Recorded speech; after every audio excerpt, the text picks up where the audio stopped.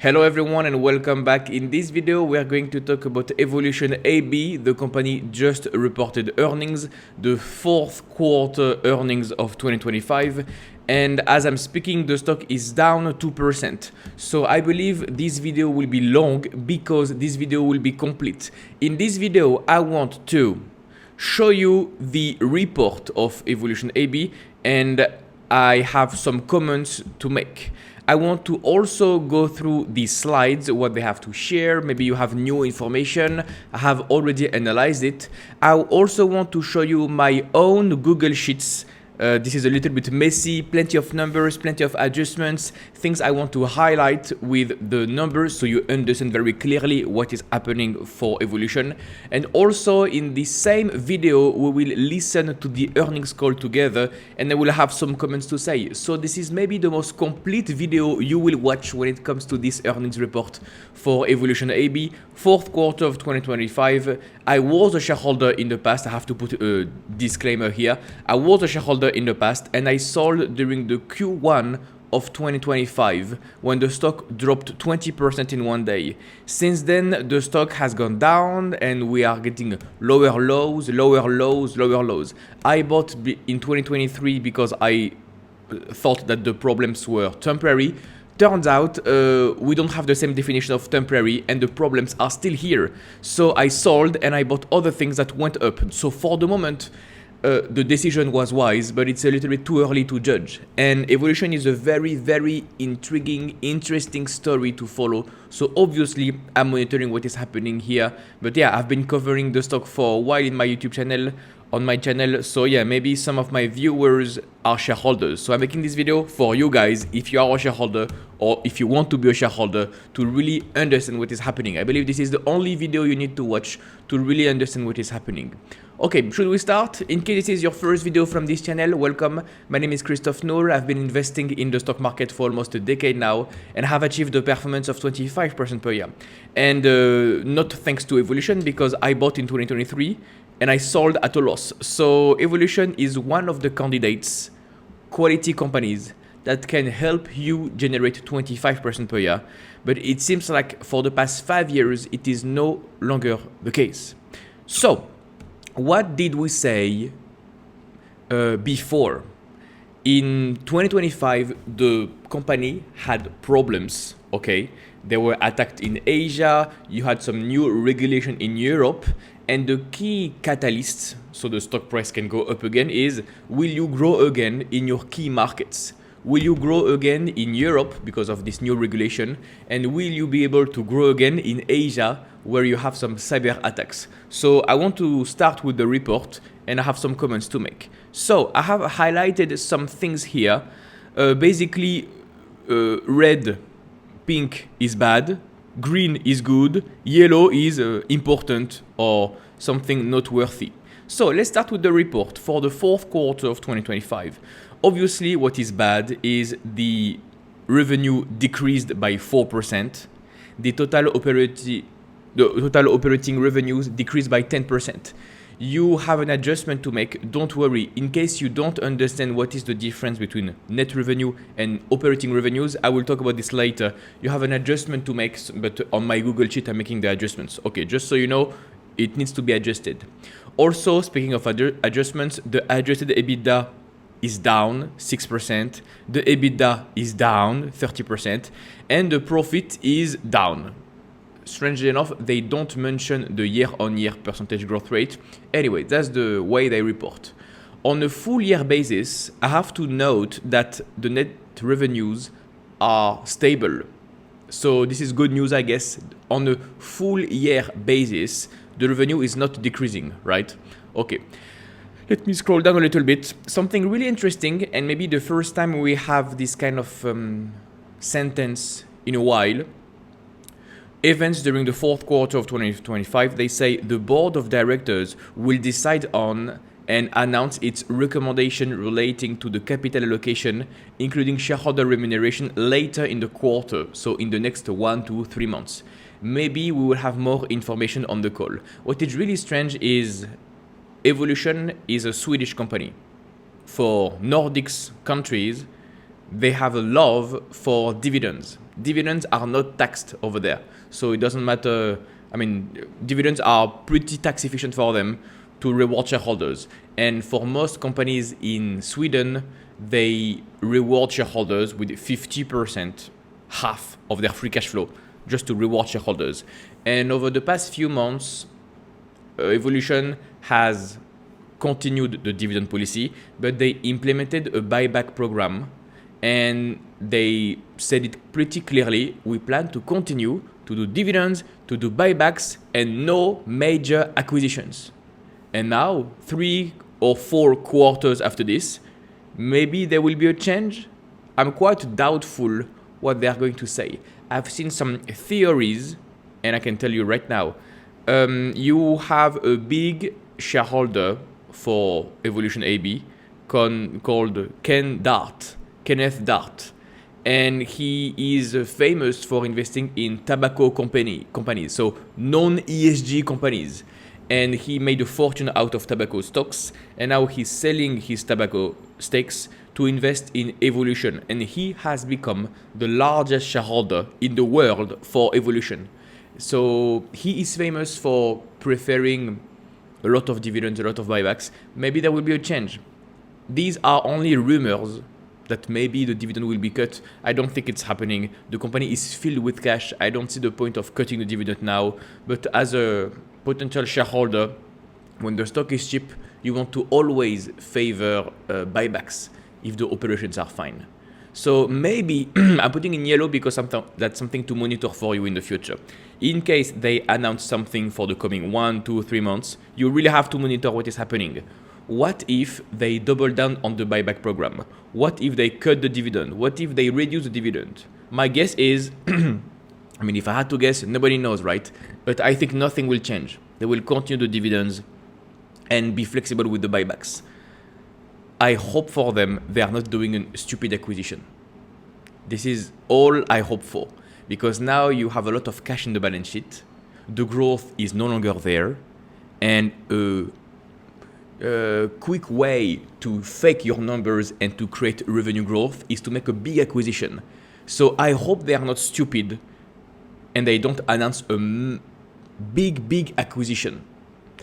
That could be pretty lame. Also, I've heard some rumors saying they are delaying their capital allocation decisions because you have some potential fines that they will have to pay for the UK Gambling Commission that attacked them like 1 year ago. So maybe Evolution will have to have cash outflows to pay UK regulators, or similar to regulators in the US for their acquisitions. So maybe they will have to pay some fines for regulators. So in the meantime, until they have more visibility on these fines, they say, okay, let's wait a little bit until announcing new buyback plans, etc. That's another rumors, and nobody knows. I'm looking forward to seeing what they say on the call, but yeah, this is what I have seen so far. Also, what is good is more live tables. They are increasing the number of tables and games they have. I will not go through the table here because I have done the work in much more details, so you will love it much better. The earnings per share are down 16%. So yeah, actually, what they avoid to mention here for the profits, for example, you can scroll down a little bit and you have profit for the period minus 18%. And now I know what people will say. Evolution is cheap, you have a PE ratio of 10. Yeah, but what if the earnings are going down? The PE ratio is not 10, it's a little bit more than this. What if the trend continues? Okay, anyway, now you have a big paragraph, comments from the CEO, and we have a lot of things to say. I've seen no one on YouTube or on Twitter analyze this paragraph, so I believe you have the exclusivity on this channel. CEO comments. For the fourth quarter of 2025, Evolution reported net revenue of 500 million euros, and after adjusting for other operating revenue, blah blah blah, EBITDA amounted to 300 million euros, corresponding to a year-on-year revenue decline of 3% and a margin of 66%. Net revenue growth at constant currency is estimated to be 5%. So currency is not helping Evolution, as always. It's been the case for many years. Looking at 2025 as a whole from an operational perspective, it might have been one of our strongest years ever. I said, sorry, do you call this one of your strongest year ever? The growth rate is flat, margins are declining, you are being attacked everywhere. How can you call this one of your strongest years ever? Okay, with amazing new games and studio expansions in all parts of the world. On top of that, we have handled through several tough, on top of them, we have handled several tough and sometimes unexpected situations, ring fencing, so that's the regulation we have in Europe, most notably, extremely questionable or even criminal activities from competitors. Just so you know, there is a competitor, in case you're not familiar with the story, let me explain. There is a competitor called Playtech from the UK that hired a company in Israel called Black Cube that accused Evolution of doing wrong things and delivering their games in black markets, bad countries. Okay, and the lawsuit lasted for what, 3 or 4 years? So that's pretty bad. And in 2025, we finally learned, after years of lawsuits, that the company behind Black Cube, the Israeli-based company, was actually Playtech, their biggest competitor. So this is criminal, this is childish, and this is not good at all. So Playtech will have to pay a huge penalty for this bad behavior. And I've read a report, I can spoil you the fun. They are not talking about this in the report. They are not talking about this on their slides. And this is not good. I would love them to explain the situation. What is the penalty Playtech will have to pay to Evolution? Because they will have to pay, right? So maybe they will go bankrupt, maybe that's a large penalty, maybe that's a merger, maybe they are delaying their dividend payment, because maybe they will acquire Playtech. I mean, anything is possible. So we will see together on the call if they have something to say. Or maybe, regulatory speaking, they cannot say much. So wait and see. But yeah, this is very questionable behavior coming from competitors, Playtech. And cybercriminality, they're being attacked in Asia for many months, maybe more than 1 year now.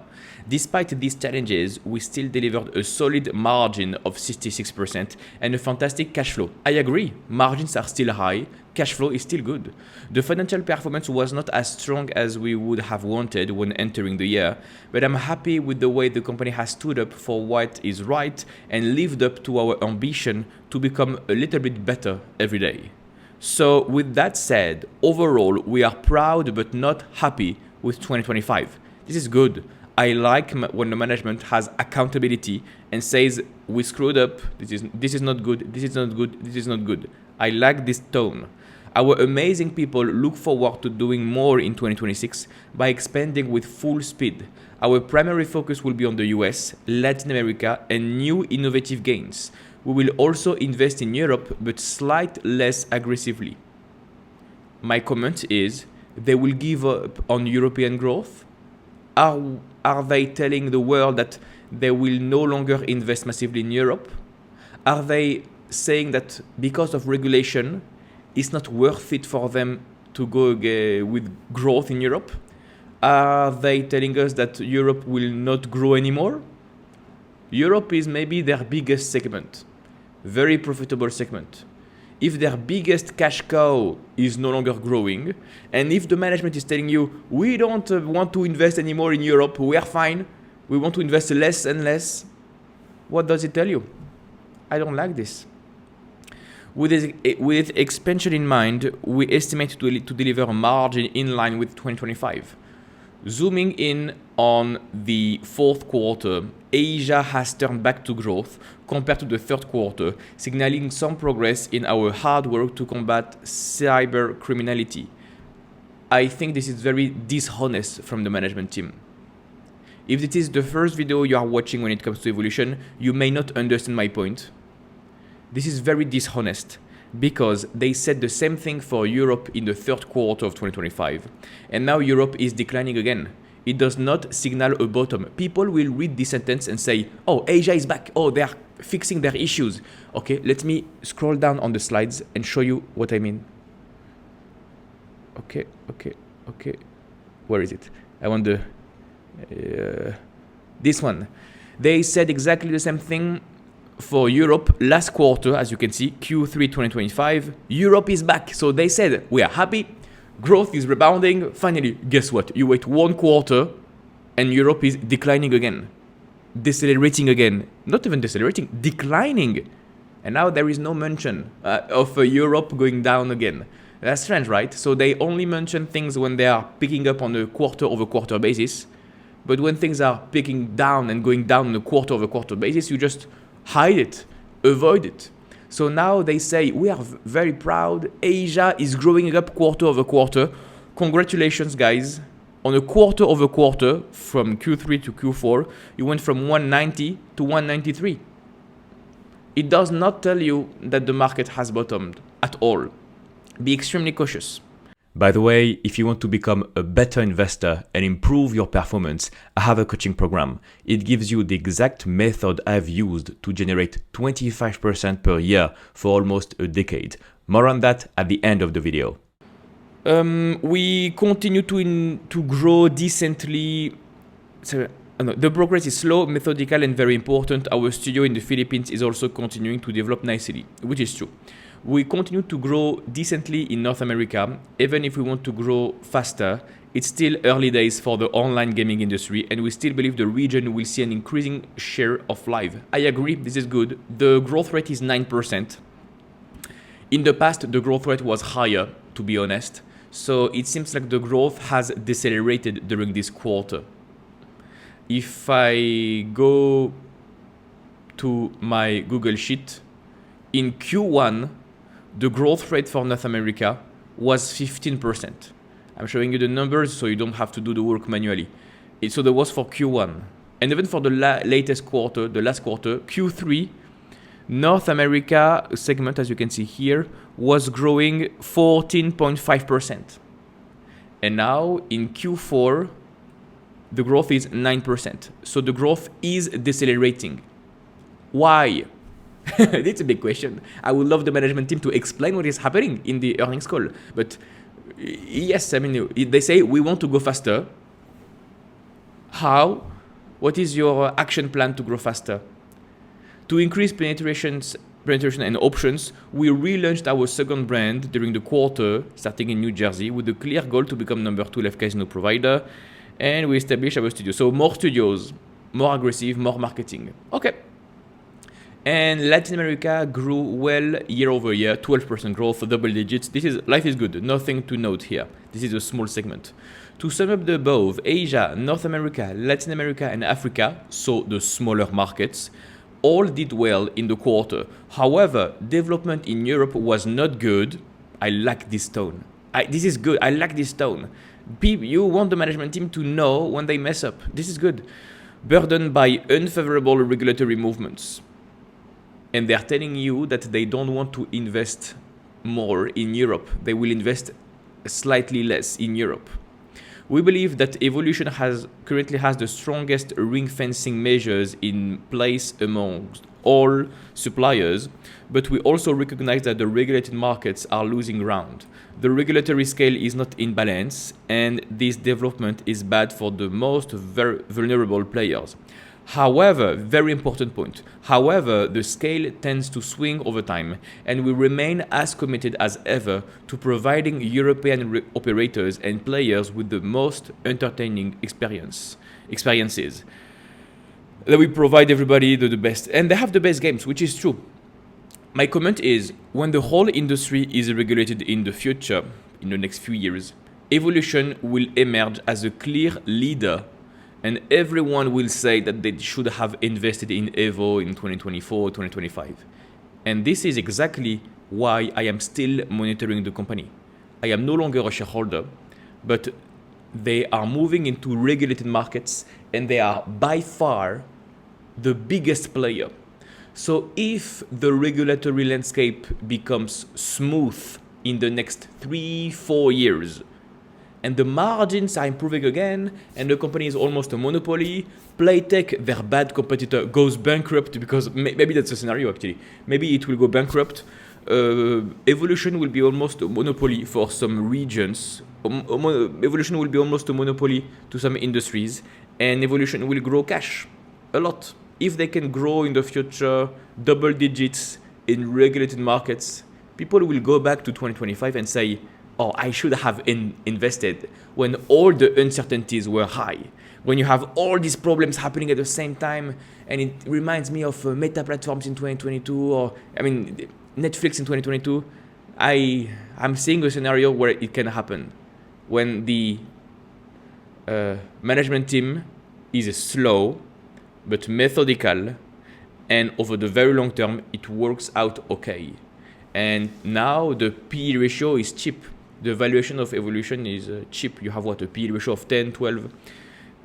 So maybe people will go back in time and say, oh, I should have bought the dip. I mean, the company was so cheap and all the problems were already priced in. So yeah, I understand why people buy evolution right now. And this is the reason why I'm still following the company. It's a very interesting company after all. Our product roadmap for the entire for the next 12 months is nothing short of spectacular, and it might prove to be at the largest step. Okay. I know this is something you have heard before, but this year is truly special. In mid-2025, we entered an exclusive multi-year licensing partnership with Hasbro, which is now materializing in exciting new game titles across both our live and energy universe. We have partnerships, we have new games. 2026 marks Evolution's 20th anniversary. Looking back at the first 20 years, from our first small live studio in Latvia to the global giant in interactive entertaining that Evolution is today, is almost overwhelming. We have reached that position by constantly challenging ourselves, both in good and bad times, and we will continue to do so for the next 20 years as well. Looking at the market over the 2 decades gone by and the extreme pace of online technology and overall digitization of society, the majority of gaming is still land-based, which is true. In other words, opportunities are immense. We look forward to 2026. Yeah, in the future, do you think for your children that most of the casinos will be online or brick and mortar casinos? And then for your children's children, so do you think you will have more casinos online or casinos? I mean, the world will go into more digital content. So the casino environment will go into more digital. So the industry is growing. So that was for the comment. Let me scroll down a little bit, see if I have other things to say on the report. If I scroll down here, they mentioned that the revenue was declining, but the expenses are up.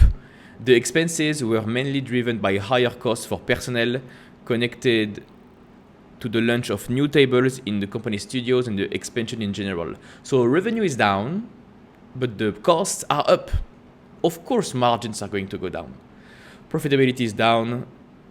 You have an earn-out liability. This is the adjustment to make.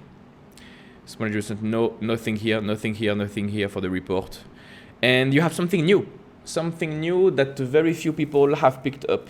Let me have some coffee in the meantime so I can speak more. You have a new paragraph, a new table in this report that was not there in 2023.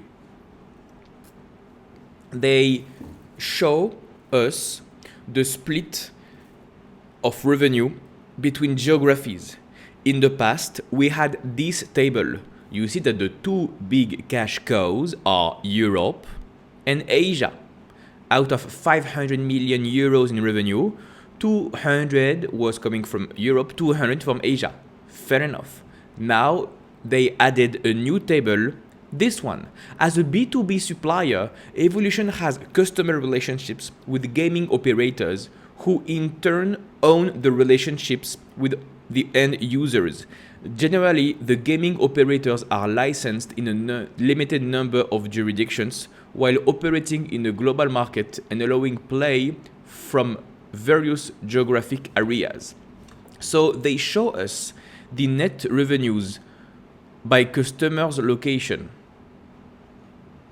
Net revenues by customers' location per geographical region. And what you can see is the majority of the revenues are coming from Europe, 400 million euros, and a minimal amount of revenue is coming from Asia, less than 20 million euros. You can see a clear different pattern between the first table that was shared all the time before and a new one. What is that? Why is this happening? This is new. And I ask the question, are they doing like Nvidia that says, oh no, we don't sell to China, we sell to Singapore. And then Singapore shells, the empty shells companies, they sell to China. Maybe they are doing something for regulators. This is my best guess, actually. And to explain my point, I can show you several things so everyone understands correctly. This is why time in the market helps you, because you can spot patterns between different companies. Is this one? This one? I'm not sure. Interesting fine print. Yeah, this is the one. Great account to follow on Twitter called Just Dario. Please follow his account because he's somebody who spots small details in accounting. And let me do a small part of this video about Nvidia, because Nvidia has done the exact same exercise, because Nvidia was regulated in China. So similarly to Evolution being regulated in Europe or in Asia, so they changed the reporting. So an interesting fine print has been sneaked into the last Nvidia's 10K, so the annual report. You have the split of revenue based upon customer billing location, right? Not customers coming from each country, no, from the customer billing location. The first country is United States, the second country is Singapore, and China is lower than this. And then you have a small part here. Singapore represented 18% of the revenue based upon customer billing location. Customers use Singapore to centralize invoicing while our products are almost always shipped elsewhere. They said shipments to Singapore were less than 2% of the revenue. Basically, what Nvidia told us in the annual report is, we sell a lot officially to Singapore, but we don't ship anything to Singapore. Guess what? Who bought from Singapore? It was China, and we knew this after. The general public learned this after, but actually some people were doing the work on Twitter. Research is completely free, actually. This is amazing. So I believe now Evolution is doing exactly the same thing because they want peace with regulators. So I asked a couple of questions to Gemini to understand the situation, and let's see what Gemini told me. Exactly, your analogy is spot on. Thank you, Gemini. Evolution is doing, how can I put my face? Where can I put my face? Here. Evolution is doing an Nvidia Singapore move. Here is the breakdown of what it actually means for the stock. The B2B shell strategy. Previously, Evolution reported revenue based on where the player was located, as I showed you before. Big markets, Europe and Asia. Now they are reporting based on where the casino operator, their client, is headquartered. The reality, most global online casinos, even those targeting Asia or LATAM, are licensed in Malta, Curacao, or Gibraltar. The result, by switching to customer location, Evolution can legally claim that almost all their money comes from Europe, even if the person actually losing money on the lighting roulette table is sitting in Thailand or in China. So regulatorily speaking, you go into Malta because you have a low tax rate and it is a grey market, it is legal, but they are reselling their games in other parts of the world, including black markets. Why hide the Asia numbers? In your table, Asia revenue dropped from $200 million to a mere $16 million. Between the two tables, the importance of Asia is changing radically. The Nvidia move, just like Nvidia sells to Singapore to bypass Chinese sanctions, Evolution sells to Malta to bypass Asian gambling bans. The risk, they are doing this to shield themselves from regulators. If a country like the Philippines or China or India that is doing regulation right now cracks down, Evolution can say, we don't have a business in Asia, we only have European B2B customers, so don't fine us, we are fine, don't have a lawsuit. I mean, look at our operations. Maybe in the coming quarters, they will no longer share with us, the public, the two tables. They will only share publicly the new table with minimal exposure to Asia. If this is the case, this is not good when it comes to the reporting. They are literally hiding things from us, the public. 3, the red flag in the math. Look at the net revenue. It went from this to this. Even with this accounting trick, they make the regions look safer. Total revenue is shrinking. This proves that the Asian problem is real. They aren't just moving the numbers. The actual volume is declining. Blah, blah, blah, blah, blah. And they have the other slide for you. Let me show you the other slide for you. Why are they doing this? Why are they doing this? This is what you can have here. Evolution is switching from reporting where the player is to where the bill is sent. Why are they doing this? 1, legal immunity, the shield. By billing a licensed operator in Malta rather than tracking a player in China, they create a legal firewall. If an Asian regulator complains, Evolution can claim they only do business with compliant European B2B partners. It's not us, don't fine us. Okay? 2, PE multiple protection. Gray market revenue Asia is valued poorly by Wall Street because it's risky. Now we know it because they have problems in Asia. People don't like how weak the reporting is for Asia. You have gray markets, black markets. People don't like the transparency, the lack of transparency this region has. Regulated European revenues gets a premium. You see, for other companies, for example, if Evolution in the coming years says, yeah, most of our revenue comes from regulated countries, most of our revenues are coming from Europe, the market will like it and the PE ratio will expand.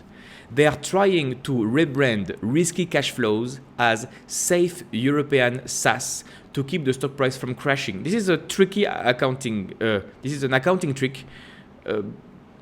Debatable whether it's ethical or not, but this is what they're doing, and Nvidia is doing it, and it works. So congratulations for them for trying, actually. Congratulations to them. Hiding the decline. The total revenue fell 3%. By scrambling the geographic data, it's harder for you to see which market is failing, okay? The verdict, it's a transparency downgrade. They are burying their biggest risk, Asia, inside their safest bucket, Europe, to satisfy regulators, which is the most important part, I believe, and keep investors from panicking. Because in the future, maybe they will only show you the new table and not the old table. Nvidia in 2025 shared different tables and they only kept the new one and they removed the old one. So Nvidia is a clear example that you can do this. It's official. And if you're not paying attention, you are being lied to. Okay, this is why I have a master's degree in accounting. I can spot these kind of things. And it's also why I've been investing in the stock market for a decade. So I can spot similarities between companies. And I can tell you, for Nvidia, it has worked. And regulators are okay right now with Nvidia. People don't care about about Singapore and China. So maybe for Evolution, it will work. So actually, that can be pretty smart from them. Let me scroll down.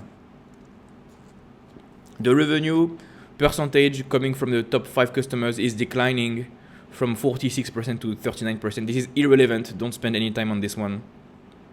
And if I go through the numbers, no, I will have more details and more comments to have on my Google Sheets. When you look at the cash flow statement, operating profit down year on year. Cash flow from operating activities before changes in working capital down, decreasing as expected. Even if you take into account the working capital, down. The free cash flow, the cash to operating cash flows is down. They have a similar capex, so the free cash flow is down, and they are doing minimal buybacks this quarter. You can see this line here, repurchase of own shares. 1 year ago, they repurchased 100 million euros in buybacks, and now they only did 90 million euros in buybacks. So they are reducing their buyback program, even though the stock is crashing. Almost no buybacks. It's debatable whether it's a good idea or not now, because the business is in decline right now. The best case scenario for doing buybacks is the business is fine, the metrics are stable or increasing. You can do buybacks. The business is not in danger. So you can allocate your cash to reward shareholders if the stock is cheap. But now for Evolution, it seems like the business is in danger. Revenue is declining. Cash flows are declining. So do you really want to use your cash to reward shareholders or to fix the business? So it's a debatable whether it's a good idea or not. It's a debatable story. If the business is fine, Adobe is a good example. The business is fine, the revenue is fine, revenue up 10%, earnings fine, margins are stable, so they are allocating all their free cash flow to buybacks. Adobe is doing this right now. AutoZone is doing this right now. But for Evolution, the revenue is dropping, net income dropping, margins dropping. So maybe it's not the best idea to do buybacks. So I don't blame them for reducing the buybacks actually. It's not a red flag. Okay. And am I done with the report? They mentioned something about the earnout. I will talk about this later. Okay, we are done with the report. I hope you learned some things. I will go to the slides right now. I hope you like this format. Leave a like, comment, subscribe. I have made plenty of similar videos on this topic, so browse my channel and have some fun. Let's see what they have to say for their slides. Actually, the slides will give you a little bit more information, but you have the majority of the information coming from the earnings report. Anyway, they say in the first slide of the report, some progress in cybercrime combat in Asia. Wonderful, wonderful. Is this the reason why you are growing again? Yeah, we want to learn more about how you fight back against cyber attacks in Asia. Okay, second slide, what do we have? We have the number of employees. Employees are, headcount is up. They are employing more people. Last quarter, they fired some people to keep their margins. And now they are hiring more. Okay, increase staff, 5%. The activity of the network is down, minus 5%. So fewer players, fewer games, less activity, I would say. This is the top 5 customer dependency. We have seen that it is declining. Actually, some people said it was a concentration risk. I disagree on this. This is a non-issue. But what is great is the number of tables is increasing. So the business is delivering, is increasing its exposure towards more geographies, having more games, having more tables. So yeah, and they continue to expand in 2026. This is what they plan to do. Okay, now here is a new slide. Customer and player IP split by region. In the past, we had the green pie. So we have 40% of the revenue coming from Asia, 40% from Europe. We know this. This is the table we had in the past. And they just recently added this pie chart in blue with 71% of the revenues coming from Europe. Revenue by customer based on where the customers are located. This is exactly what we mentioned for NVIDIA in Singapore. There is a scenario where they will remove the green chart and only keep the blue one. It's quite likely actually. And if you have this new pie chart in blue, only 3% of the revenues are coming from Asia. And they say very proudly, 100% of Evolution's revenues come from licensed operators in regulated jurisdictions. If you know the history of the company and what was said behind closed doors, you know that it is not true. But anyway, this is their new wording and new reporting now. So life is good, right?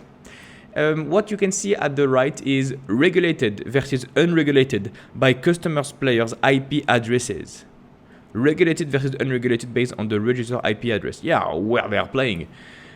The real regulated numbers is 47%. 47% of the revenue comes from regulated countries. This is not 100%, 71%. It's 47%. You can note that it is increasing, so it is still good, right? You want this percentage to increase.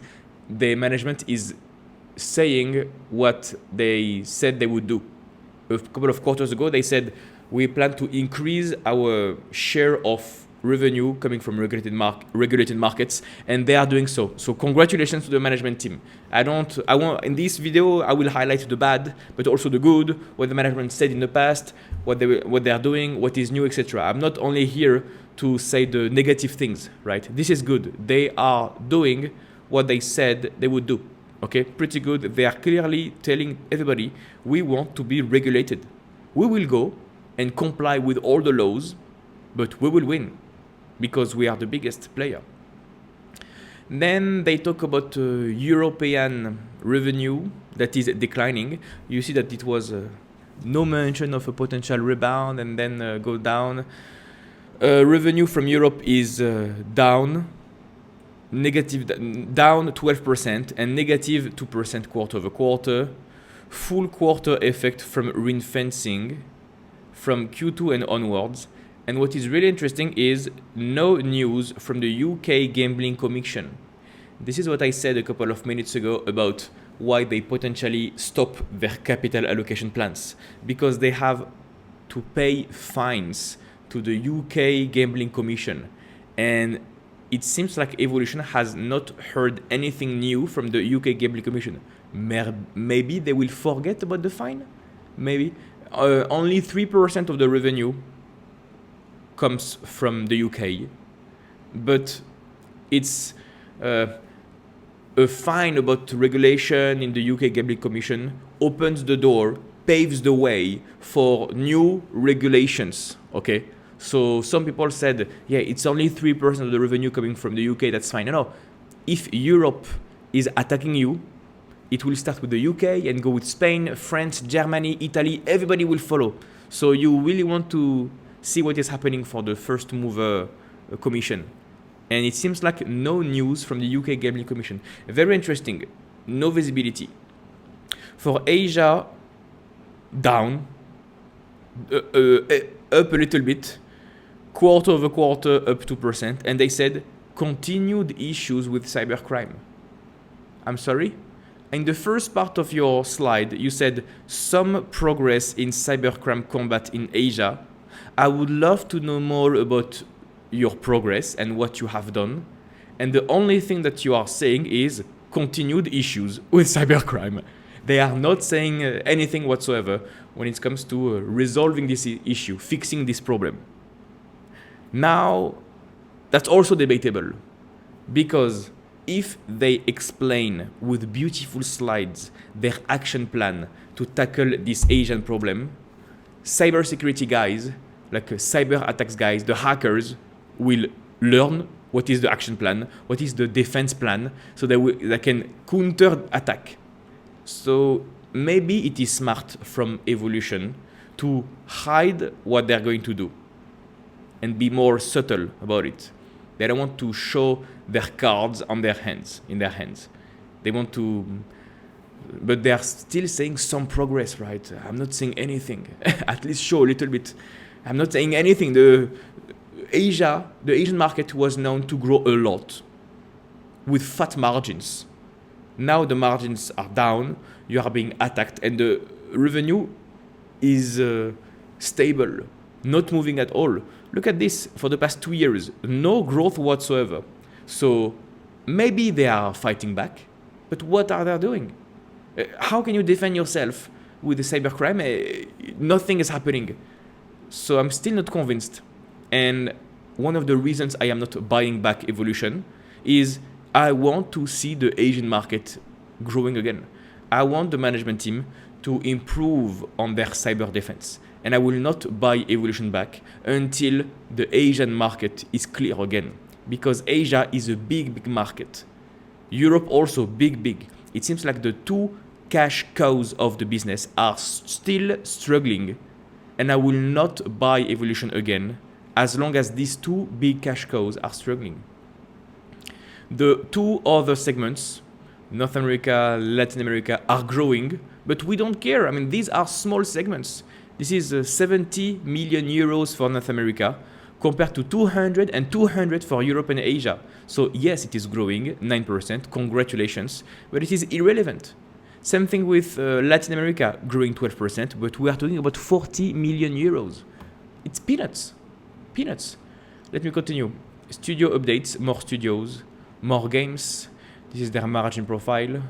This is this one. They have an adjustment to make because of all the operating revenues, reduction of earnout liability.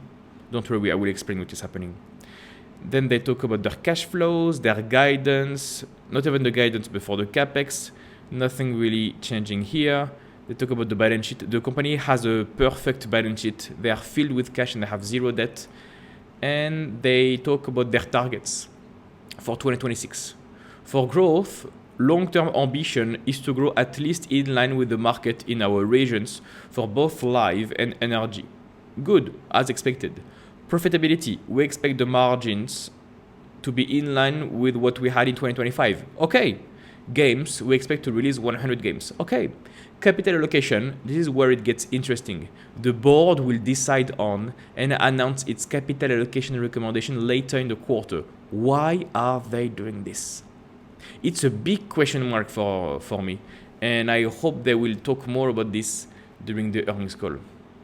Okay, so we have seen the earnings report, we have seen the slides. I now want to show you the Google Sheet I have because I want to dwell on the numbers, and this is something that I've never seen on YouTube or Twitter. The kind of analysis you need to do to really understand what is happening. So, let me, you know what, I'll put this to this. I have a lot of data for you today. I'm sure you will like it. Fair enough, fair enough. Let me start with the first point. Let me zoom in so you see better. Oh, that's very big now. Evolution, the name. Okay.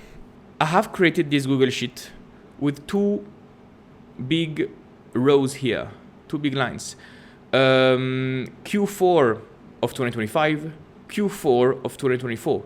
And I want to go through each lines to see all the moving parts of Evolution so you can really understand what is affecting the margins, what is affecting the growth rate, how is the buyback used, all these kind of things. And you have this line, growth year over year. So for the revenue coming from live games, it is down minus 5%. This is a trend that was there 1 quarter ago. You can check for the Q3, the revenue from live was minus 3%. So it was declining. Now it seems like the decline has accelerated. So revenue from live, bad, not growing. Revenue from random number generated games, stable, plus 2%, which means the overall revenue of the business is down 4%. At constant currency, the revenue growth was 5%, 4.9%. But as always, the currency is not helping Evolution. Now I have highlighted a line in yellow called other operating revenues. Last year it was 90 million euros. Now it's 50 million euros. You can note that it is a bonus. You are adding this line to the net revenue to have the total operating revenue. What is that? What is the line is in yellow? If you are new to Evolution, you may not understand what is happening. So let me do a quick recap. Because still nobody is talking about this line on YouTube or Twitter, to be adjusted. And I want to go back to this report so you don't have to do the homework. Evolution has, during Q2 2025, made an earnout payment of 11.2 million euros for No Limit City. Evolution has decided to extend the earnout period related to the purchase of BTG until 2031. BTG stands for Big Time Gaming. The earnout liability has the same had at the same time been reduced with 50 million euros, which is recorded as operating revenues. Remaining earnout with net present value of 50 million euros may be paid annually and with the last payment in 2031. Basically, let me explain. When you are making an acquisition, when Evolution acquired several companies, you have to pay the acquired company, but you also have to give them incentives so the acquired company continues to work, or the CEOs of the acquired company will just go and take vacation and go to the Bahamas. So when you are doing an acquisition, you are maybe splitting the payments in half. Half is paid cash. Here is your check. Here is for you. The remaining half will be paid as incentives on an annual basis with specific financial targets. If the acquired company reaches these financial targets, they are getting paid a little bit more, the remaining half. What they are saying here with Evolution is that in the past, they had a plan to reward the acquired company for a few years, and they extended the annual payments for the annual incentives until 2031. And because you extend the payments, imagine you had like 100 million euros in 5 years. You have to have 5 years of incentives. You pay 20, 20, 20, 20, 20. If you extend the period of the earnout, of the bonus, from 5 years to 10 years, your incentive is not 20, 20, 20, it's 10, 10, 10, 10, 10, 10. So every year, you should have paid the acquired company 20 million euros. Now, with the extended period, you only have to pay them 10 million euros. So you should have had a cost, an outflow of cash of 20 million, but you will really pay in reality 10. So accounting-wise, the delta of 10 million euros is counted as revenue. It's a cost that you should have paid, but you are no longer paying. The cost is less. And accounting-wise, it's a plus. It is reverted. And this is what they call their operating, how do they call it? Other operating revenues. 1 year ago, there was a big change, a big announcement, and this additional revenue, so minimization of cost, maximization of revenue, was 90 million euros. Now it's only 50 million euros. Maybe if you really want to compare apples to apples, you need to adjust these two numbers and assume the line is 0. You will see that it will change a lot if you make this adjustment. By the way, I'm saying this, they have small updates on the various legal proceedings. Note number 6. I did not highlight this because I'm saying this first time with you guys. In December 2021, Evolution filed a lawsuit against Black Cube and Plate Tech for defamation. In December, now the identities of the parties responsible for commissioning and producing the defamatory report is known. The litigation can proceed in earnest and is expected to extend through 2026. So maybe Playtech will have to pay a big fine in 2026. Second point, in December 2024, Evolution announced that the UK Gambling Commission had commenced a review of their operations. They cooperated. The outcome of the review is still unknown to Evolution, but might include sanctions of penalties. We already talked about this one. And then during 2025, October, Evolution secured a legal win in the long-running US class action. The lawsuit filed in the US District Court of Eastern District, Pennsylvania was dismissed. The appeal deadline expired, blah, blah, blah, blah, blah, blah, blah. Okay, fair enough. So yeah, small updates here when it comes to Black Cube, Playtech, and UK Gambling Commission. I hope that's clear.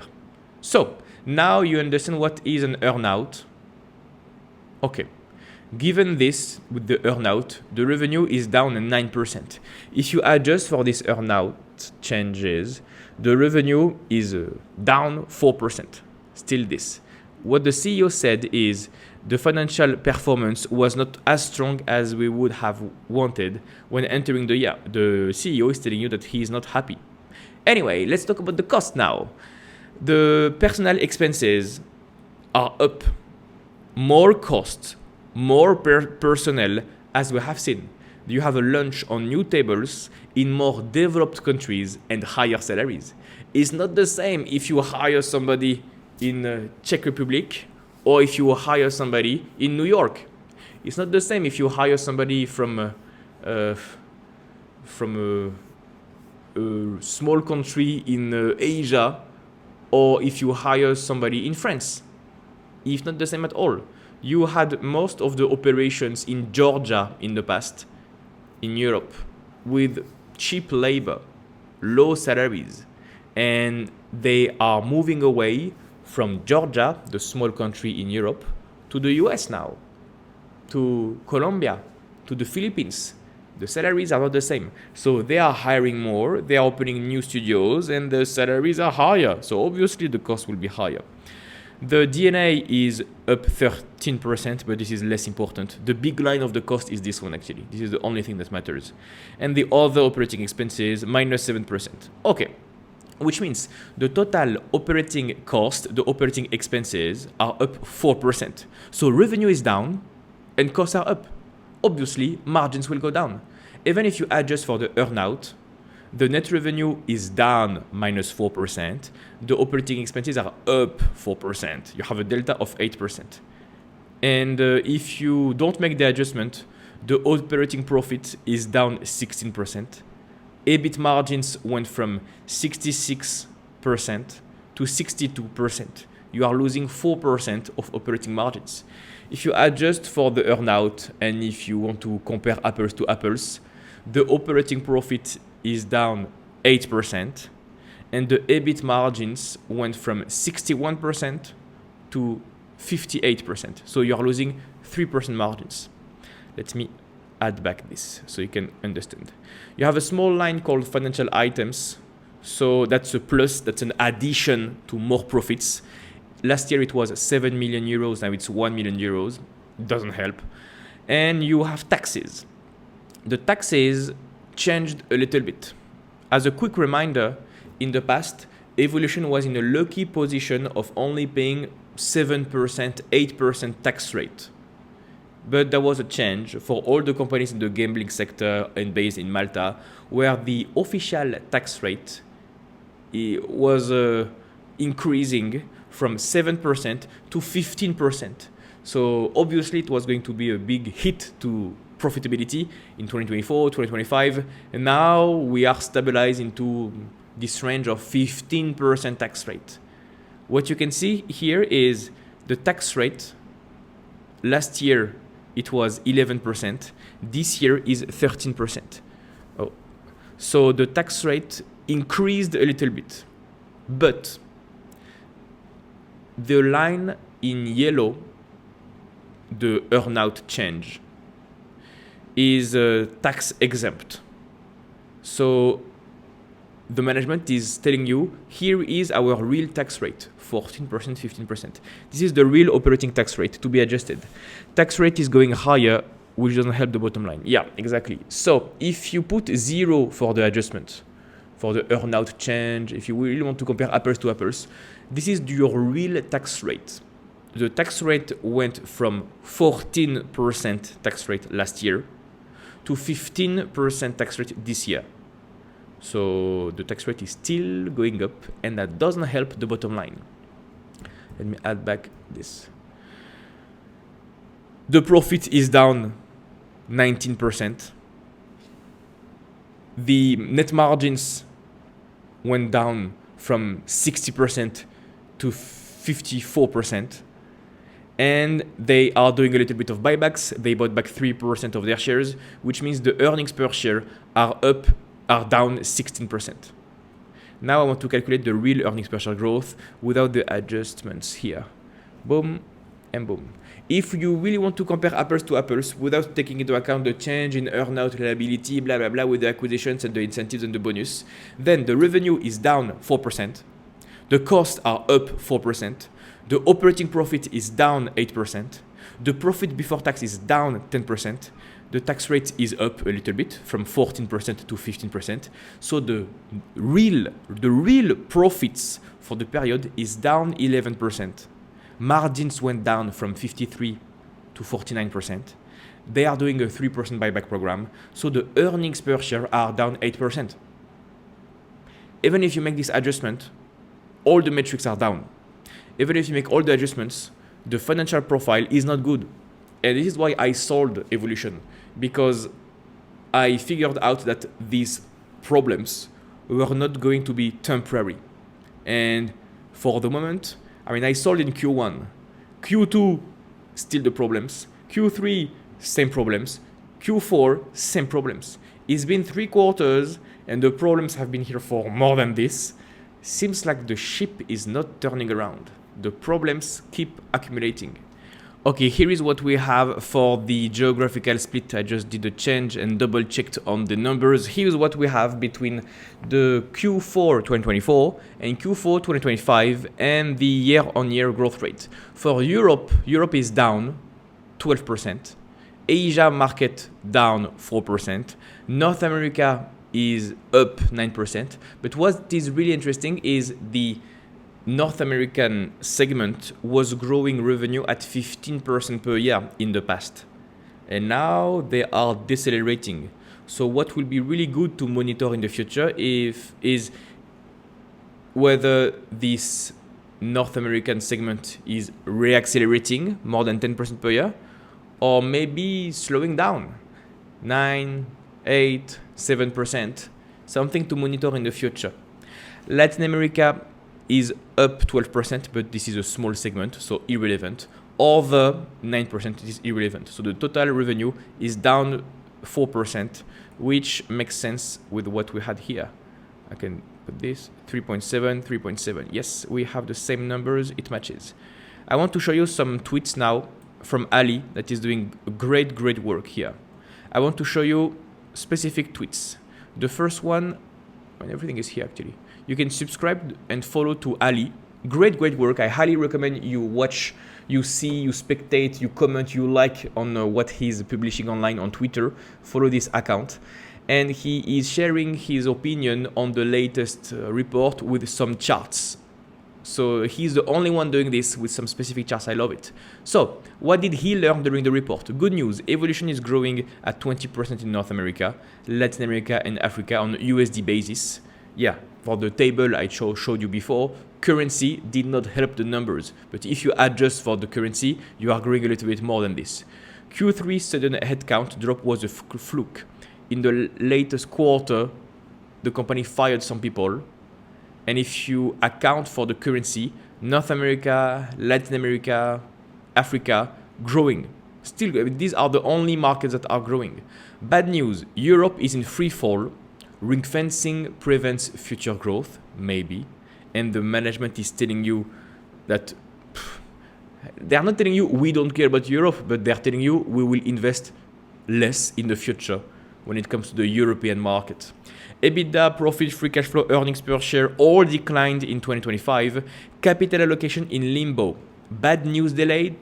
DART, so the big investor, the big shareholder, DART related scheme in progress. Europe is down. Europe was famous for growing every year, and now Europe is down. Next point, big revelations. 1. Demand slowed down in Asia. Piracy is not enough to explain the situation. Player-side demand for Evolution has to have plateaued. Outcome, base case no longer includes a return to high growth. Look at Asia. This was the growth beast with fat margins, up and up and up and up and up, and now plateauing. This is not good, even in USD terms. 2. Management is guiding for managed decline. Guided focus explicitly excludes Asia and Europe. 3/4 of Evolution's sales, more of profits. So this is what we said during the report. The management is only saying what will be good for the small segments, but they are not investing a lot and not telling you anything about the 2 cash cows. They are not telling anything about the cybercrime in Asia and what their defense plan is, and they are not telling you anything about how they plan to grow again in Europe. You have 2 cash cows and you let them decline. 2. Current decline is operationally a result of one of the strongest years ever. Outcome, don't expect growing or stable earnings from strategy. The big markets, Europe and Asia, are in decline. And it seems like the new generation, the new leg of growth is here. But as you can see from these two charts, we are not talking about the same numbers. It will take some years before North America becomes big. What do I have next? This one I have. This one finish. This one finish. This one finish. So we have seen the Google Sheet. I have some comments to make for Q4. Q4, I said, still no growth. Margins are shrinking. Still no solution for cyber attacks. Asia is their cash cow and they'll let it die. Europe needs to grow again. They seem to give up on Asia and Europe, to be honest. North America will be beneficial, but in a few years and with lower margins because of higher costs, higher salaries, higher regulation. They changed the reporting to please regulators. We have seen about the comparison between Nvidia and Singapore. I would love them to stop dividends and focus on buybacks. Unlikely to happen because it's a Swedish company. Wait and see with their 2026 capital allocation plans. We don't know what they will announce actually for dividends and buybacks for this year. How much will they earn with their lawsuit with Playtech?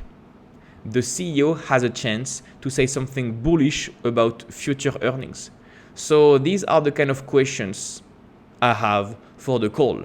And for the next part of this video, we will listen to the earnings call together. It's 1 hour long. Take a cup of coffee, take a cup of tea, and let's enjoy the show. Presentation of Evolution. Good morning, everyone. Welcome to the presentation of Evolution's year-end report for 2025. My name is Martin Carlesund, and I'm the CEO of Evolution. With me, I have our CFO, Joachim Andersson.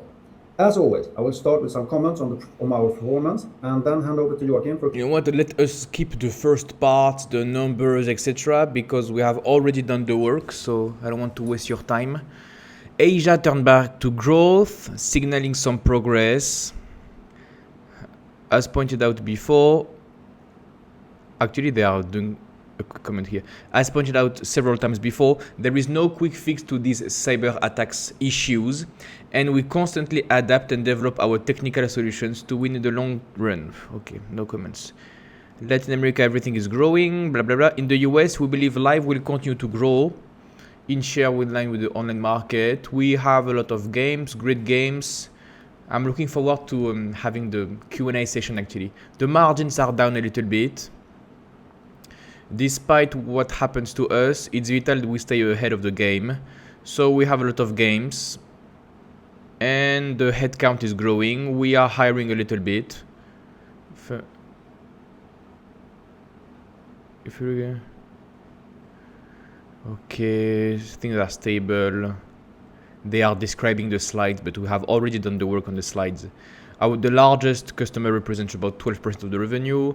Number of tables is good, is up, more tables, more regulation. Revenue split. Oh, they have a comment to say about the new split they are sharing. You also see revenue split based on our customers and their players, our customer's customer, which is an estimation based on the IP number of players received from our customers.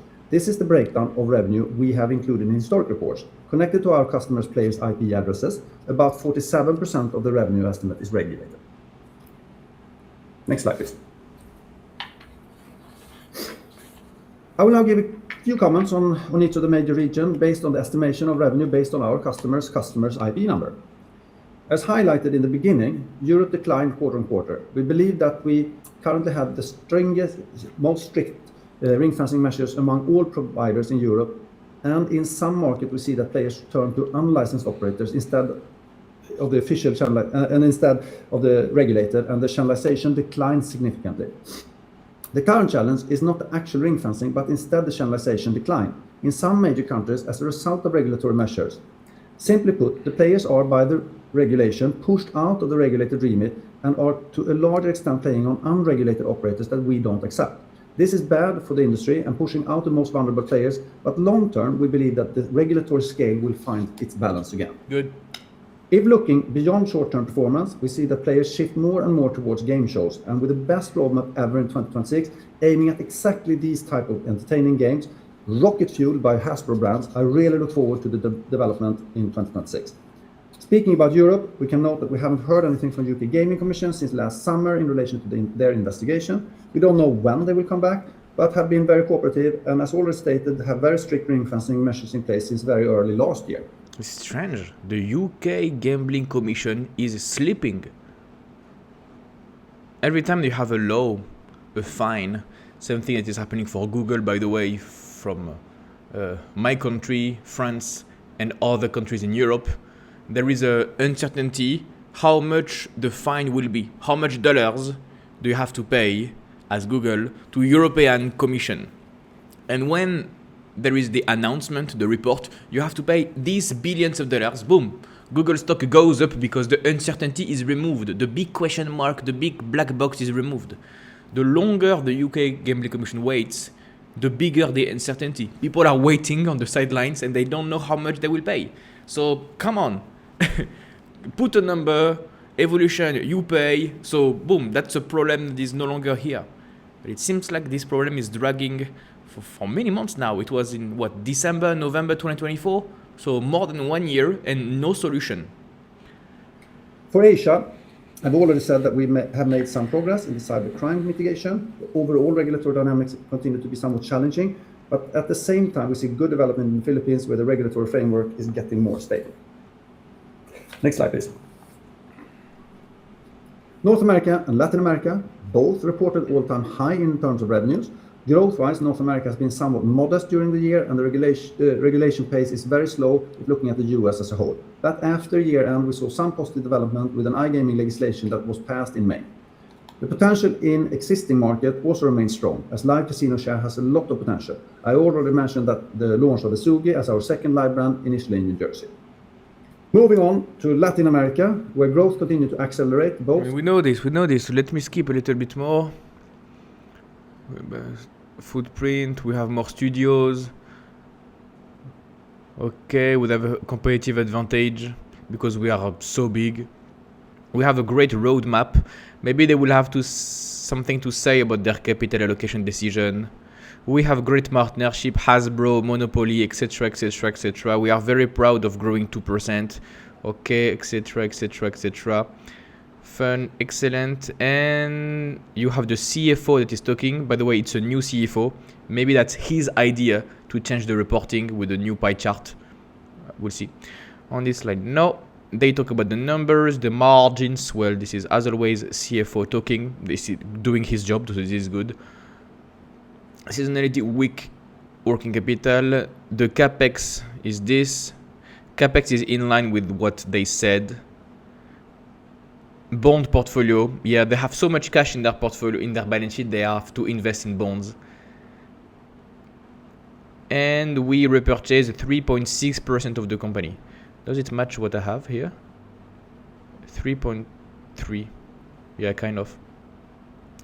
Okay, when talking about buybacks, we wanted to highlight that the remuneration has looked good. There are a few takeaways. Nothing really changing. They don't expect a change. They say that with dividends and buybacks, that equates to a yield of 9% for shareholders.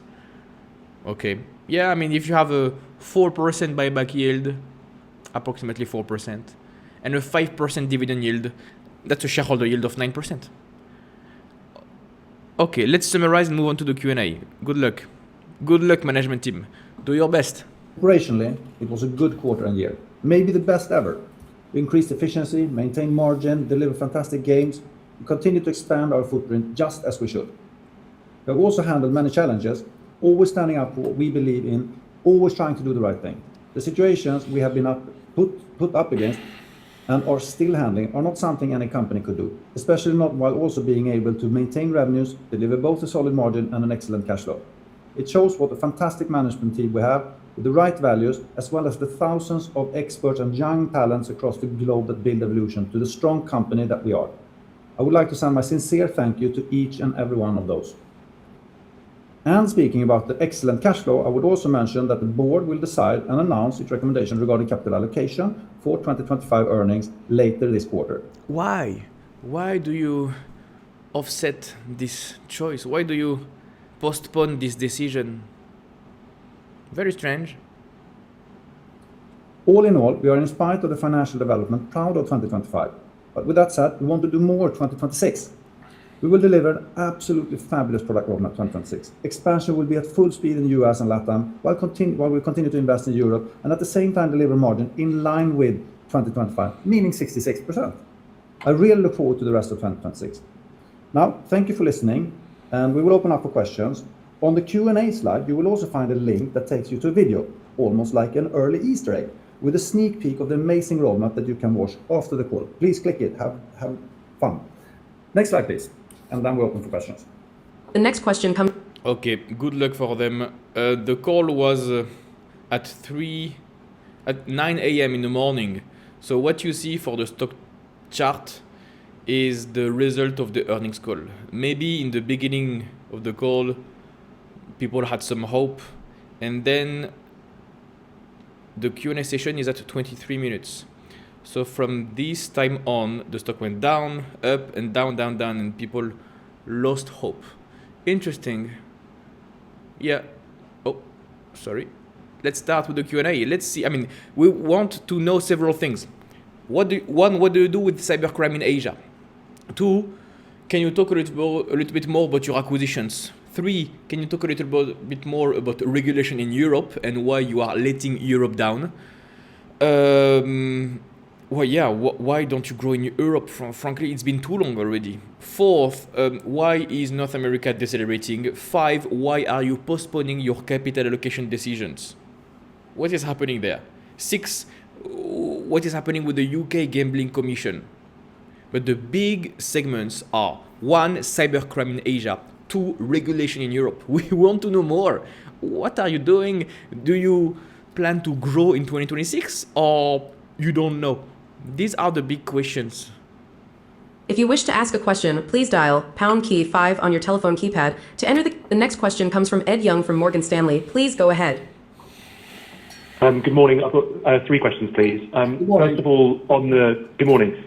of all, on the new games, I think for anyone who went to ICE or has seen the roadmap, the opportunity for this year seems almost obvious with the Hasbro releases. But for 2025, you discussed being really happy with the operational performance. That obviously wasn't matched, financially. What would it take in 26 for the progress on the content and operational side to be more matched in the financial performance?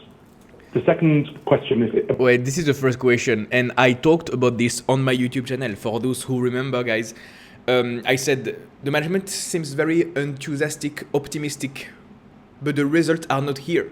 They say it's the best quarter ever, we are very proud of our games. Revenue is down, margins are down. I mean, yes, the customer experience is good, but in terms of business, you are talking to shareholders. So you want to speak in words that your shareholders can comprehend. You cannot say, this is very good, this is a lovely year, and the stock price is down, and the margins are down, the revenue is down. So it's a good question. How is the management team so optimistic while the numbers don't show it, don't show how positive the company is? In my case, Watson, together. Let's take one.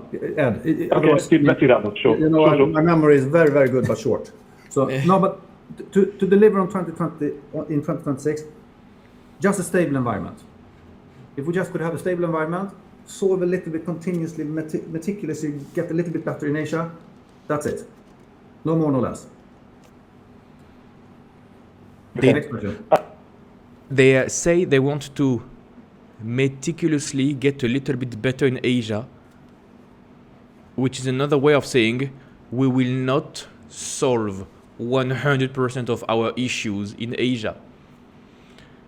Yes, I mean, you can understand this. This is what I understand. They are saying we want to improve a little bit. Either they are being very conservative, or they don't plan to fix this issue in 2026. They don't want to aggressively tackle this issue. There was a sequential decline quarter on quarter in Europe. Could you perhaps give us a bit more colour? Obviously, you mentioned ring fencing measures went in early last year.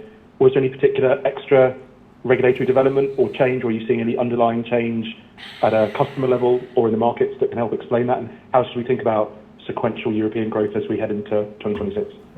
We're not happy with the quarter in Europe. There are a lot of effects on the regulatory measures and the instability of the market, and some countries are not developing according to what we want. So it was not a good quarter. The overall situation in Europe, where the channelization now drops to 50% level in certain countries, or some countries which are good, that affects us. We only target 50% of the market, and the regulation is not balanced right now. So players are pushed out of the regulatory remit. So that affects us. So the total situation in Europe wasn't good in the quarter. Okay. Finally, could you give us an insight of why you've given this new geographic disclosure? What's the message great question. You're giving us? It's not too much smoke signals. There's a lot of focus on regulatory aspects and where players are coming from and so on. And we feel that it's important now to disclose and show this is our revenue, this is our customers, this is where our customers are. Then the geographical split of revenues, that's our customers' provided IP address of their players. And it felt like it was time to disclose that and show that to you, to put a little bit of emphasis on that. So why didn't you put this chart before? Why suddenly, when you have your biggest regulatory hurdles ever, suddenly you have a new pie chart that comes out of nowhere, out of thin air? If it makes so much sense, why did you hide this pie chart before? Why do you suddenly change your reporting right now? Doesn't answer the question. They say this for the sake of transparency, but I don't believe that. Okay, thank you. The next question comes from Georg Attling from Pareto Securities. Please go ahead. Morning, guys. Thanks for taking my questions. I'll just start with what you alluded to in Nevada. So the direct question is really if you think there is a need for further ring fencing to complete this Galaxy acquisition. Right? Yes. We are progressing with the Galaxy acquisition. The Galaxy acquisition is not large enough to affect our business model in general. So we are moving forward according to the business model that we have. Okay. Well, you wanted an answer. You have 2 lines of answers. This is it. Can you explain a little bit more? Answer: no. I don't want to explain more. Second question on the capex here in 2026. How should we think about this, given you gave no guidance? Is it in line with 25 or a ramp up from that base? We will get back on it. It's just a couple of weeks. It will be well in time for the AGM. So we look forward to disclose a good capital allocation policy and action for 2025 figures quite soon. It's strange. It's true. Normally, for their slides, at the end, they mention what are their plans for growth and what is the expected capex. Now they don't share the capex, they don't share the dividends, they don't share the buybacks. Something bad can happen. A couple of quarters ago, they had a new slide saying, here is the new capital allocation framework we have. Dividends, buybacks, no acquisitions. And here is the capex. If they announce a big acquisition, could be horrible. Okay. And then just a final question on Asia. I mean, it's been very choppy here the last 3 quarters. What's your view on the underlying development in trying to combat these cybersecurity problems? Has it been stable since the last 3-4 quarters, or is it really an underlying improvement here in Q4? The market development in Asia has been also choppy a little bit, some countries, and it's not been super stable, but still good. I mean, we had a not so good Q3, and now we're slowly taking back a little bit. We're happy with that movement. We're doing a little bit of action, slowly getting to terms with the cybercriminality and hoping to see better development, of course, forward. But we don't know exactly when that will happen. Okay, if I had any doubt to buy the stock again, this is a definite no for me. I'm not buying the stock anytime soon. The management is literally saying nothing that I like for cybercrime and how they are tackling this issue. Literally, they are saying nothing. And maybe they are saying nothing to not share valuable information. But it's been too long, too many quarters of problems, and it seems like they are not rebounding, and they show no signs of rebound. So it's not as if the management was silent and executing in the shadow and the revenue was picking up again. No, the revenue is stable, declining a little bit, and the management is silent. So you have the problems and the management is doing nothing to fix this problem. Yep. And when you look into 26 in Asia, do you see that this will largely be resolved, or will it take longer than that? I can't guide you on that. We are working day and night to find ways to do it. It's a very complex environment, and someone is really stealing our product, and we do what we can. And I know that there are others that experience the same thing. So we will see how and how fast we can resolve this. Okay, that's all I have. Thanks very much. Thanks. Next. Thanks.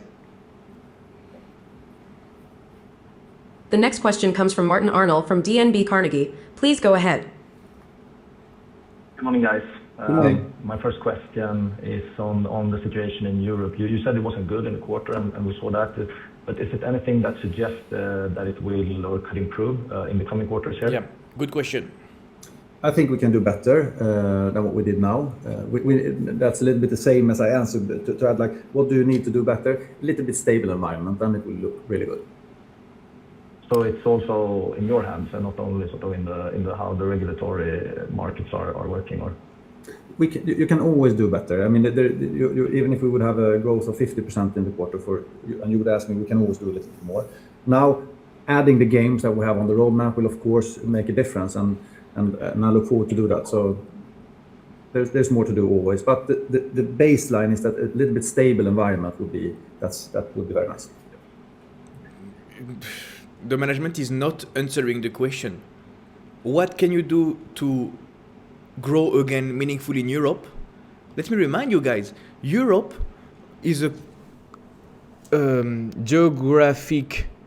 Oh, I deleted it. Anyway, it's a geographical area that was growing double digits for years and years and years and years, and now no growth whatsoever. So it's a very good question to ask, what are you going to do to go back to growth? And the management is not answering. And on that topic, what's been the reception so far when you conclude from ICE in Barcelona, on for example, on the new Monopoly games among your big customer network? They are flabbergasted. I don't know to find they are everyone. Everyone looks at the games and like, wow, when are we going to get them? Everyone looks at the games like there is nothing in comparison. There is no one else doing anything else that is even remotely doing what we do. That's true. So when they look at our roadmap, they are like, oh, when can we have it? The games are great. Sounds interesting. And when is the first game launched? Is that April on the Monopoly, one of the three? We will release a couple of games now with RNG. As you saw, Monopoly Deluxe is already out. They will come, and we are eager to do it as soon as possible. But Q1, Q2, a couple of games, and then throughout the year. Good. Final question from me. There was a lot of discussions on AI at Barcelona and ICE, and how could that impact live casino? Can you clarify your view on that? Interesting. Quick recap. In the past, the management team of Evolution was prudent, cautiously optimistic when it comes to AI. In 2024, 2025, they said, yeah, maybe AI will improve the games. Also minimize the cost to create games. That's the only thing the management shared when it comes to AI. It was never, and it has never been, a big focus for the management team. So maybe they will say something new, but let me give you the track record. The track record is poor. They have not shared a lot of information for AI. Let's see if they say something more now. I think AI is a great opportunity. I think that we will use AI. We will probably have a product with a virtual dealer, just like we have first persons, which are games that are top of the line best in the world. Then I think that, as I stated before, AI is 2026, maybe up until 2030, the best support tool there are. You will give a person meeting another person all the information that they need to have and how to handle it, and all the customer information or whatever it is. I don't think that you or me would like to have an AI bot answering the questions or doing that all the time. Many times we still want the human interaction, and the development with TikTok and that type of videos is going in the other direction. So we have to do it. It will happen. It will be there. There will be an AI dealer doing it, and it will be absolutely smashingly beautiful. But real life, real physical events will still be there for the years to come. Okay. Thanks a lot, guys. Thank you. The next question comes from Monique Pollard from Citi. Please go ahead. Hi, morning everyone. Thank you for taking my question. The first question was just on the EBITDA margin. So that's come in at 66.1, obviously for the year. So the low end of the guided range of 66 to 68. And then, obviously 2026, you're saying similar to the 66.1 you achieved in the 2025. I'm just trying to understand if over time, there's been a bit of a shift, obviously, in where the studio capacity and studio locations are, and whether that is putting downward pressure on the margins, or whether it's just a lack of being able to scale the top line because the top line's been coming in slightly weaker than expected. Good question. It's a good question. I would answer it like, there's always ifs and buts. But if we wouldn't have ring fence, you would have seen a much higher margin, because we simply would have had higher volume on the same capacity. If we wouldn't have had a situation where we actually took down the delivery out of some studios due to the strike recently, and then Strike in Georgia, in Europe, in case you're not following. moved it around, we would have had a higher margin. So it's a combination that now the resource mix is much better, and we're slowly getting back to the right capacity. And of course, if we would have had a little bit more revenue, it would have fell through, and the incremental margin would have been good on that revenue. So it's a little bit of both. So you are slowed down because of regulation, and at the same time, you can no longer benefit from cheap labor countries like Georgia, and you have to hire people with higher salaries. Makes sense. Actually, it makes sense. I have no comments on this. It is not their fault. They are just the victim of the situation, and this is temporary. Yeah, and I can maybe add, and it's also, a little bit in the future, because when new countries or regions open up with new regulation, then it's very much up to that regulation and the kind of rules for the regulation and the rules to operate, and with local studios, etc., which always will have then, of course, will have an impact on margin going forward. That's difficult to speculate on. Yeah. Understood.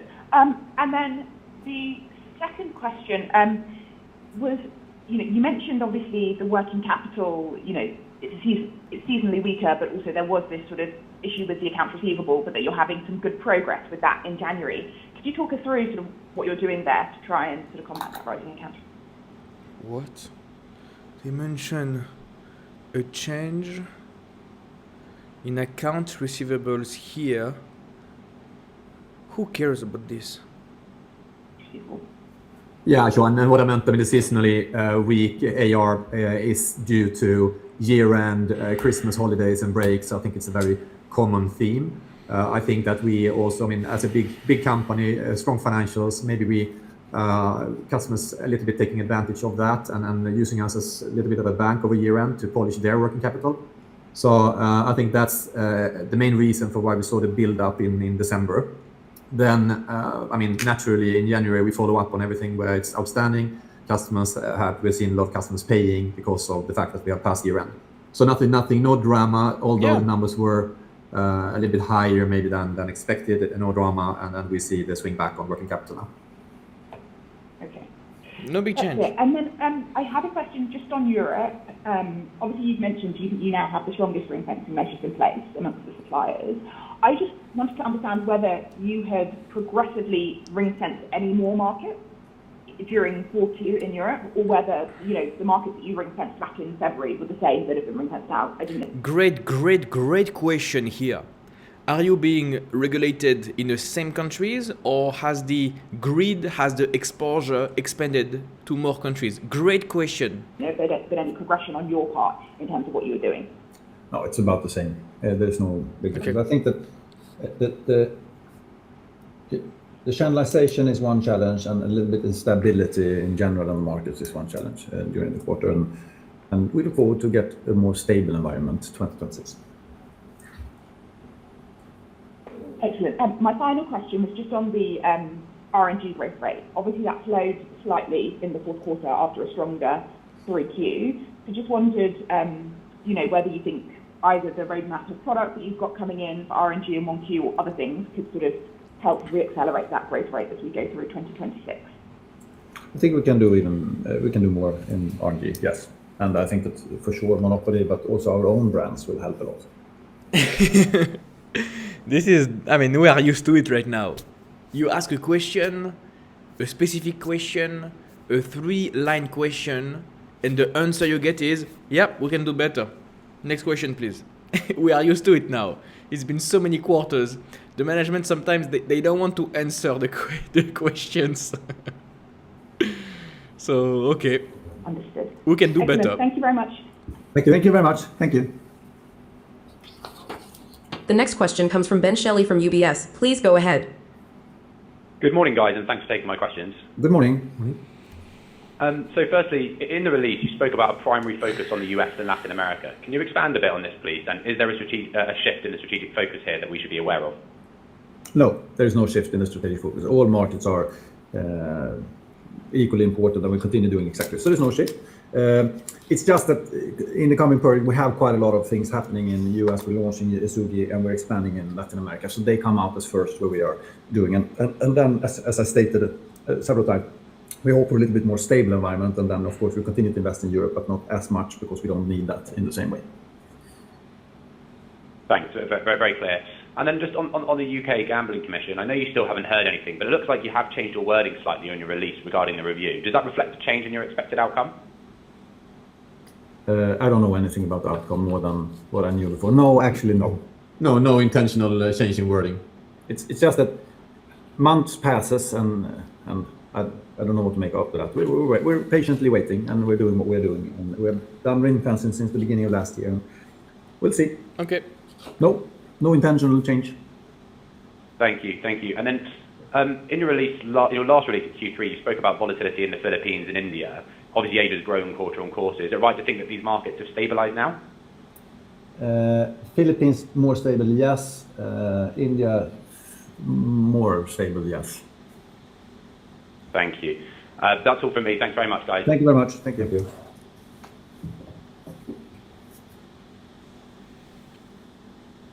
Okay. The next question comes from Andrew Tam from Rothschild & Co Redburn. Please go ahead. Hi, good morning. Just two from me. First one, just a segue from Ben's question on India. Given the Nevada industry guidance and India being on that list of one of the 10 countries, are you planning to stop operations there, given your commitment to the Galaxy acquisition? We are not planning to change the business model as of now due to the Galaxy acquisition, as I said before. We will look into the policy and see what comes out of that, and no decisions in that direction. Other ways, you have a long answer, a long question, we don't care. I will give you 1 or 2 sentences. The management does not want to reply, to answer. Understood. My second question, just trying to assess, it looks like Russia is considering regulating online casino. Will you be applying for a supplier's license there, or are you planning on stopping supply into the Russian market until that legalizes, given the Nevada guidance?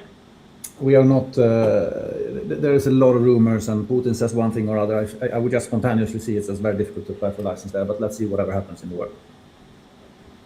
Understood. Thanks, guys. Thank you. The next question comes from Rasmus Engberg from Kepler Cheuvreux. Please go ahead. Hi, good morning, guys. Good morning. Thanks for taking my question. Thank you. I was just a little bit confused with Europe.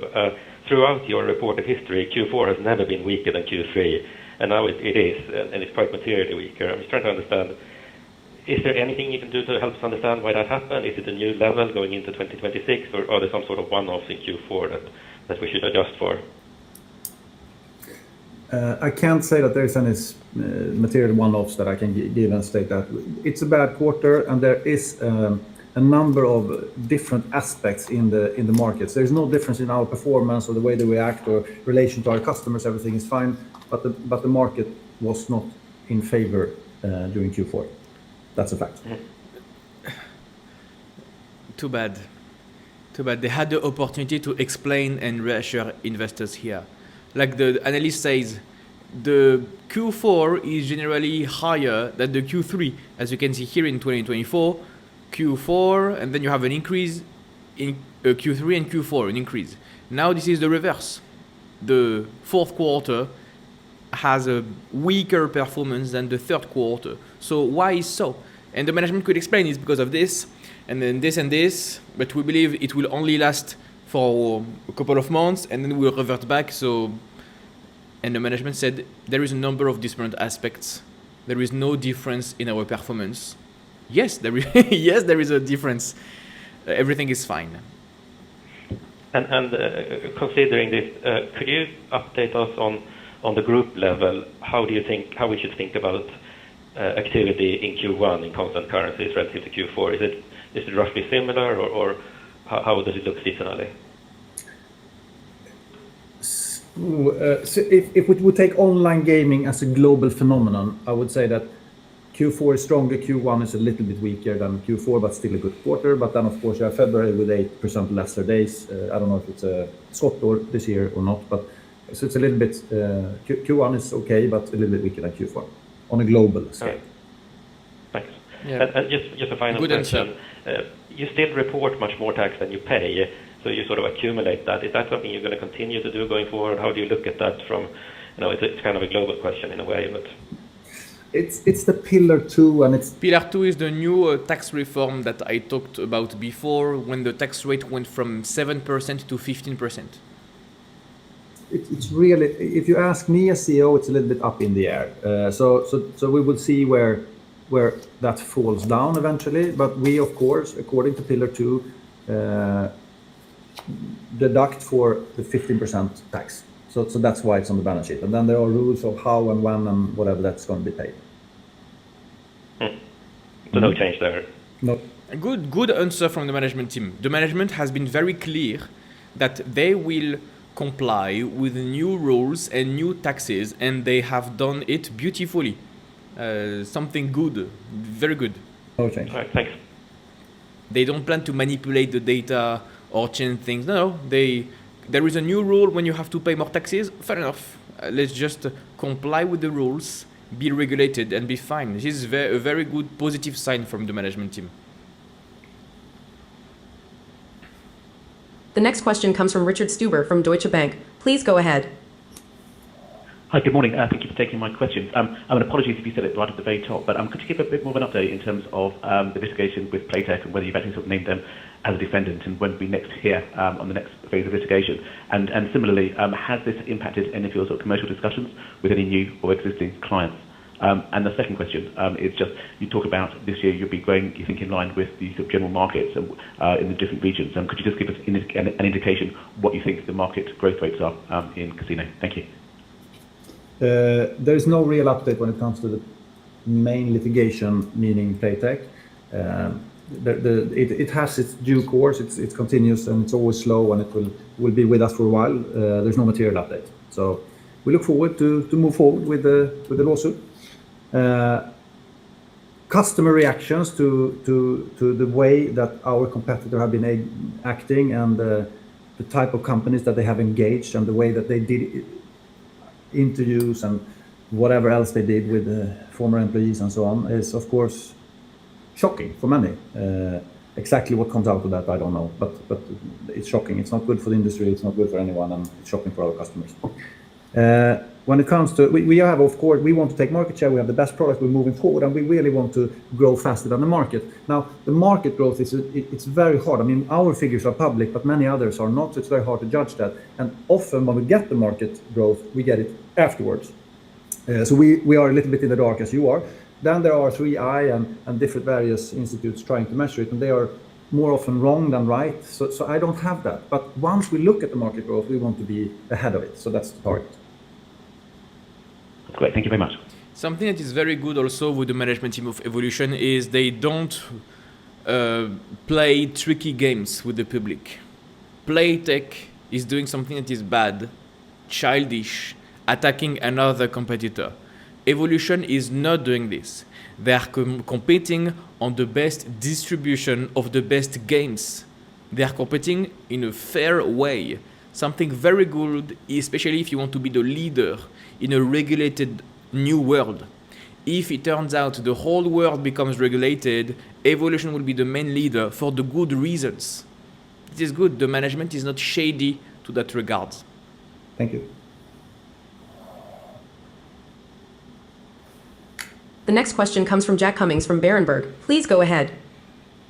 Good morning, guys. Good morning. My first question is just on North America. I think the North American growth you reported is still a bit slower than what we see in terms of the market rate. Do you think the relaunch of Izugi is going to help kind of close that gap? That first one. And then the second one, you mentioned in the prepared remarks in the release that you're still going to invest in Europe, but slightly less aggressively. Just wanted to clarify kind of what exactly you mean. Is that less capacity going in, less studio investment? What does less investment in Europe look like? Thank you. Okay, let's start with the end. So less investment, it's like in comparison to other investments. I mean, we're going to build a lot of products, new studios, all the Hasbro games that you will see will be built in Europe. So there's a strong investment in the European set, and that will be distributed out there. And we will see to that we cater for all the growth in different markets and adding whatever. But in comparison to, for example, the build up that you see in Brazil, that is stronger. We need to invest more in relative terms in Brazil to build up that market, and we see that ahead, and that goes for US as well. When it comes to Sugi launch in US, we believe that is a second option for the players and for the operators, and we believe that we will accelerate the growth with that, of course. We also think that the share of live now, when the market a little bit more matures, will increase. So there's potential in that when it comes to, for example, US and North America. What was the first question? So about North America growth. Yeah, I think that I answered that. Yeah, thank you very much. Thank you. Thank you very much for listening and taking your time. It was a pleasure to answer your questions. Now, don't forget to click the link. It's a beautiful little film that you can watch. Okay, and you will very be blown much. away If you by want to have some fun, you click on the link. Thank you very much. Thank you very much. Good quarter. Anyway, okay, so basically, Asian market, no news when it comes to their cyber attacks. They still continue to say we're under attack and we have no solution in the short term for you guys. For Europe, they continue to say more regulation are coming. We don't know how it will grow again, but we will invest a little bit less in Europe and focus on our markets that are growing. Maybe it will be smart in the long term. So America, Latin America. For Playtech and the lawsuit and Black Cube, they said no updates. For the UK Gambling Commission, no updates. So it was a mixed quarter. We learned a few things here and there, but the big moving parts are still negative for Evolution. This is my point of view, after all. So I will not buy the stock, even if it had crashed like 20%. I would not have bought the dip. The stock is down, the sentiment is down, the problems are here, and the problems show no sign of going away. The cyber attacks, the regulations, the growth rate, now the metrics are going down. So the multiples, the valuation ratios need to be adjusted because earnings are going down. Free cash flow is going down. So the cheap valuation can become even cheaper now. Very interesting. And now what can you do now? You have to monitor what is happening for their capital allocation plans for 2026. They will release this in a few months, a few weeks maybe.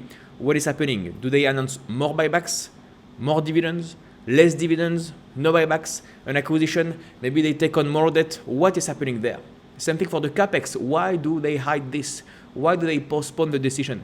Pretty interesting. So this was the only video you needed to watch to understand what was happening for Evolution. Don't forget to leave a like, subscribe, comment, and I'll see you tomorrow for another video. Goodbye. I hope you like the format and see you. Bye-bye. If you like this content and you want to go deeper, I have a coaching program. In this program, you will learn the strategy I use to outperform the market. You will learn how to find winning opportunities. You will learn how to properly value stocks, when to buy, when to sell, so that you can build a strong portfolio with great companies.